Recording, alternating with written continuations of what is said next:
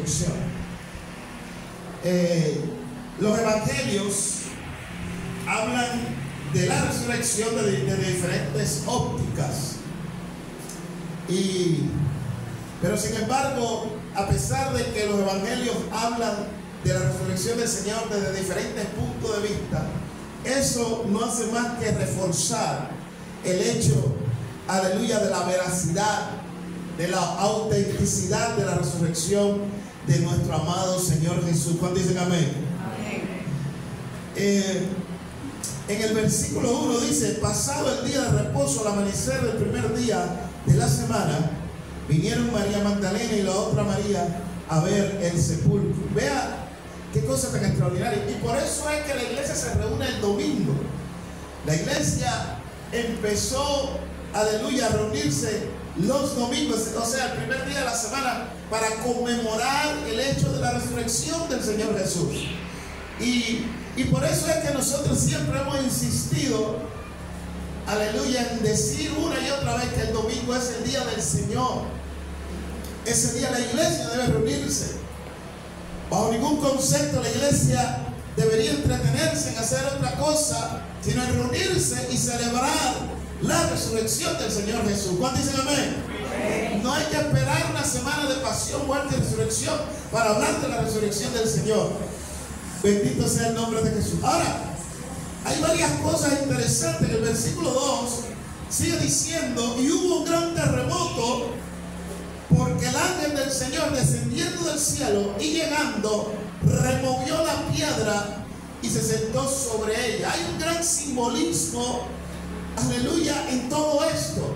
Una de las cosas que sucedió es que hubo un gran terremoto, y la Biblia en muchos lugares asociaba la manifestación del Señor con terremotos, con manifestaciones en la esfera natural, repercusión en la esfera natural. Y otra cosa interesante es el hecho de que el ángel, aleluya, que descendía del cielo, removió la piedra y se sentó sobre ella. Cuando el ángel removió la piedra, aleluya, rompió el sello romano que estaba sobre esa piedra. Pilato había dicho que sellaran esa tumba para evitar cualquier cosa profanadora de tumba, o cualquiera que viniera a hurtar el cuerpo, como decían la élite religiosa. Así que selló la tumba y puso guardias para cuidar esa tumba. Ahora, no importó lo que Pilato hiciera, ni lo que los religiosos fariseos, saduceos hicieran. Lo cierto es que, aleluya, Dios envió su ángel, y el ángel rompió el sello, aleluya, y removió la piedra. Ese sello, si alguien se atrevía a romper ese sello, el castigo iba a ser crucifixión con la cabeza hacia abajo. Eso lo dice John McDowell en su libro Evidencia de la Resurrección, si mal no recuerdo. Una crucifixión hacia abajo, con la cabeza hacia abajo. Nadie se hubiese atrevido a hacer eso, excepto el Señor de señores y Rey de reyes, por medio de su ángel. ¿Cuántos dicen amén? Pero no solo, aleluya, se rompió el sello, sino que esa piedra fue removida. Ahora, escuche esto. Aleluya, la palabra removió aquí en Mateo, aleluya, tiene una palabra raíz, procede de una palabra raíz que es la palabra apopulío.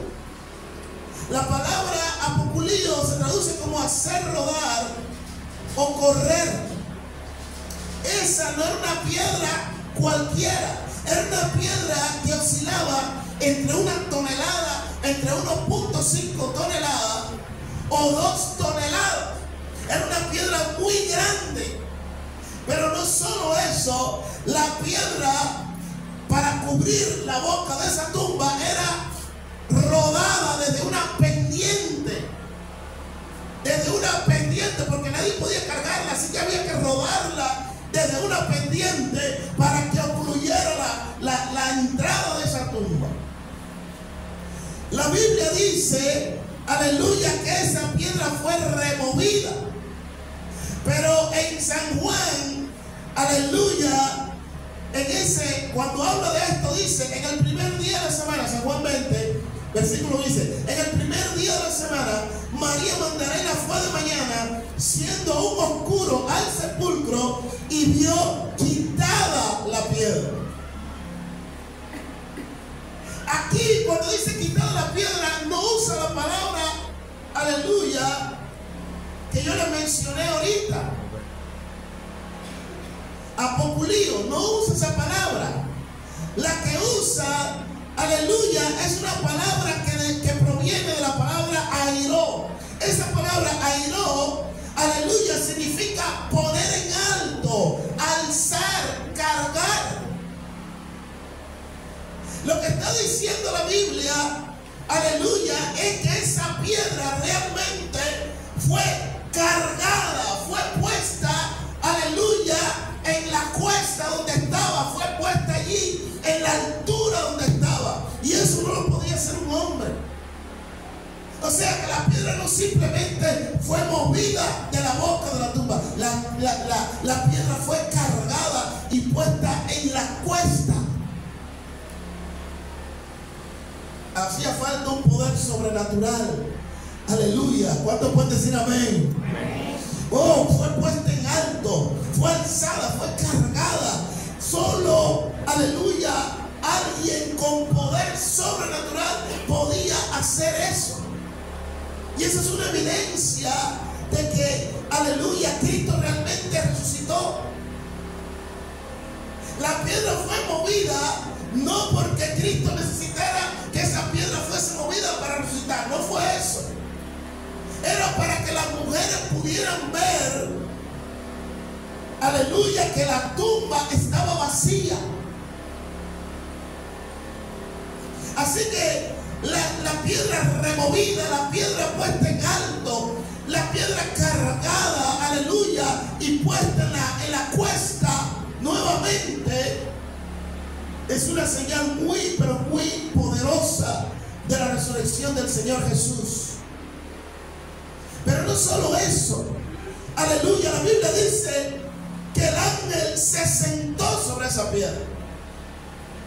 No solo el ángel removió, cargó la piedra, la puso en la altura, la alzó, sino que también se sentó. Y eso era un desafío al poder romano,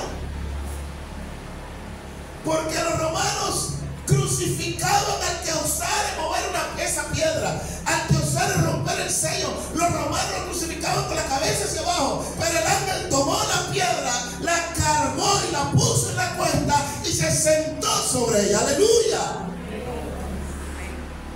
Es una demostración de poder, de autoridad. Aleluya, es el Señor diciendo que por encima del poder de Roma y el poder de los hombres está su poder.